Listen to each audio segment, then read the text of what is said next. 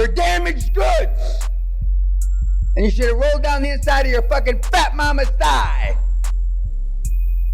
So, that may be the last time I screamed that Brother Simmons on.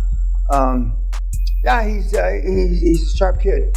He looks like to me he looks like a teenager, but except for the two old gits in the room, you all look like kids to me.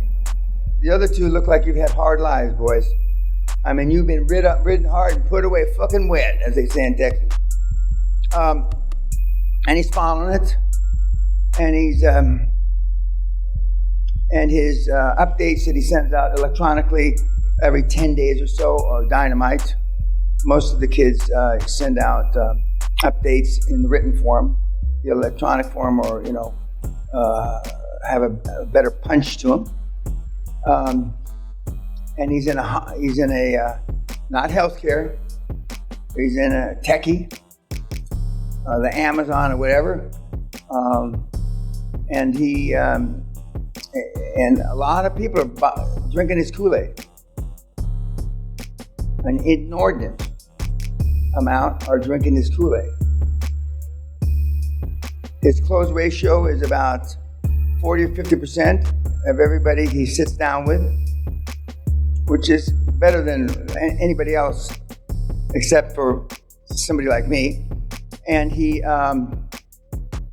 and it's insurance sales 101. I mean, he is an insurance peddler. I mean, and he brings it in and the Zoom and all this, and is this okay? Is this okay? And then he makes the block over here, and he draws these, and he can do all those arrows and shit that on a Zoom call. Yeah, that's cool. Let's go. And then electronically sign right there. And it's just, he says it's easier than taking candy from a baby. Of course, he's got 5 kids, but it's easier, Dan. I mean, it's like taking the candy from still in the womb. And he's done a terrific job. He's done a terrific job. And I came in after the first year, because he's doing more terrific now, but from little Gestapo enforcement, little brown shirt enforcement, because he's too easy. He's too, as most people are. There's no Steve Jobs in him. Remember, there's no Andrew Carnegie in him. Questions? Yes, sir, in the back. Is there a seller's equity in most of his deals? Yeah, and they're almost all overfinanced. And the money that he's talking about pulling out, that was from the line of credit. It's not but we have had guys, and I want to stand correct, that actually, during the due diligence process, it's 30, and part of it's commercial and part of it's seller finance, they go and they load up on debt. They refinance buildings and shit, so they have additional cash. And we add it on the sales price, normally pushed out, not to infinity, but pushed out in a balloon. And now you got more cash, and he did listen. You can never have too much cash. Never. Zero interest. I don't give a shit. There's a reason why almost all the big companies are sitting on hundreds of billions in cash. When the big motherfucker comes, when the 1,000-foot wave comes, you want to have cash. You want to have cash. And vis-a-vis refinancing, I mean, the interest rate, again, I thought the interest rates would go up by now. Well, they've up 30 basis points or 25 basis, about a quarter of a point, nothing. They've gone up nothing. I mean, right now, and the QLA model worked when interest rates were 15, 18%. I said that a couple of days ago. So just imagine how good your deal had to be then. Most of the deals that have come through the seminar, if they had to compete against that rate, would make it. They just wouldn't make it. And he's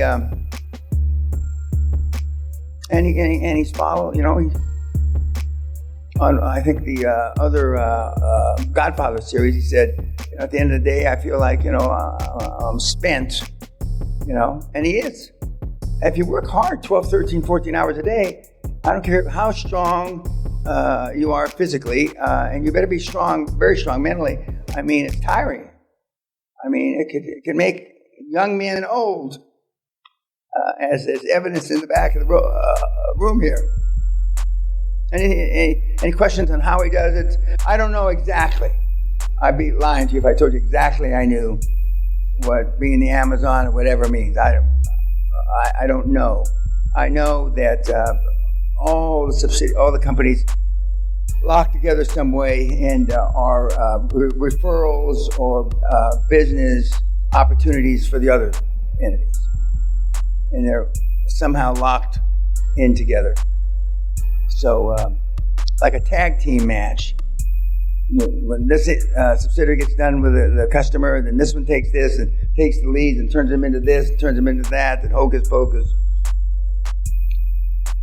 But the public market appears, hasn't happened yet, appears to think it's the greatest motherfucking thing since sliced bread. Motherhood and apple pie.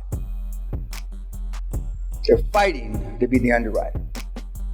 And that's where I'm assisting the board. They're fighting to take this thing public. And that's the best of all worlds. And I don't care if I'm lucky or smart, but I mean, it's just, when they're clawing, that's what they're doing right now. And if we have the right kind of support in the aftermarket, the stock's going to go like that. Maybe fall over backwards, go straight up. Hasn't happened yet. But I'll be the first to say, how fucking smart are you, Dan? You're a fucking smart, Dan. Thank you. But look at how long it's taken. I did a slide last seminar. Jeff, 23 years later, he was in space, floating around, right? Did I tell you about Jeff's first acquisition, the knee pads? Yeah. Okay. Well, and it's taken me 28 years or 25 years to do, but he wasn't dealing with a million, he was dealing with 1 million customers, but I mean, nobody thought that Amazon would work. I remember clearly when he first started, he thought that, and of course the people that were afraid that it would work, like the Walmarts of this world, were bad, they were paying for articles, so the rumor is, they were paying for bad articles to be written about Jeff. But this works, but it's, it's like I'm an overnight success at 76. Overnight success. But it does work. So I know you don't feel sorry for me, believe me, but it works, and you should take advantage. If you don't take advantage of it, something's wrong with you. I mean, you're not corpus mentis. Early onset dementia and or corona got to you. Because it's so fucking simple. A billionaire guy I know 5 or 6 years ago, when I decided to keep doing this, after doing it 20 years, so it's 8 years ago, 7, 8 years ago, he said, how can you make it harder so it's more believable? Huh? I said, then I thought about it a little, and then he was probably right. And he said, stop doing this one moving part. He said that too, but I haven't done that, still one moving part. He says, it sounds too easy, and if it sounds too easy, it probably isn't real, and blah, blah, blah, blah. And he knows, because he's known me a long time, but maybe you can make it sound a little tougher, and you'll open up the universe of people that will accept it. I haven't done that. But because it sounds that way, the first inclination is, something's got to be wrong with it. But now we have, and we could have showed you webinars, and me not even talk. Maybe some of you would like that better. Webinars from the time you got here to the time you leave right now. Varying stories, of success. And again, a lot of the most successful and I'm pleased this punch that Marcus is here, but most of the very successful wouldn't piss on your face if it were on fire. There. He says, you taught us, Mr. Pena. I'm on board. Pull up the fucking gangplank. You can all drown, like in the Titanic picture. That's the attitude of most of my mentees and devotees. And of course, that's what I used to say. So now I'm living with it. And hopefully I won't run out of webinars and success stories before I pack it in.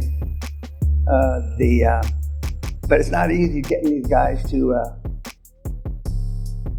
But I think maybe as they get closer to 80, though, I don't want you to feel sorry for me, but maybe some of the guys will come out of the cracks that have had some, big fucking money. 25 billion, 40 billion, 56 billion. Some big fucking hitters. But hope springs eternal on. Sally doesn't think that's going to happen until after I'm dead. Yeah. Well, Deloitte, Ms. Deloitte, what do you think of your Peter? I think he's pretty amazing. Yep, he is. And his wife thinks he's pretty amazing again, too. I bet she does. Yeah. But I use Thomas, but rarely are you going to find anybody as slick as he is, as good a salesman as he is. Rarely. And then when you couple me, I wasn't as charming. I wasn't as charming to begin with, but I came out about after a year and a half. But he does almost everything right, except like a lot of young guys, he has a tendency occasionally to have his alligator mouth overload his hummingbird ass, as we all did as kids, and he wants his back to be against the wall, and I agree with that. But your back against the wall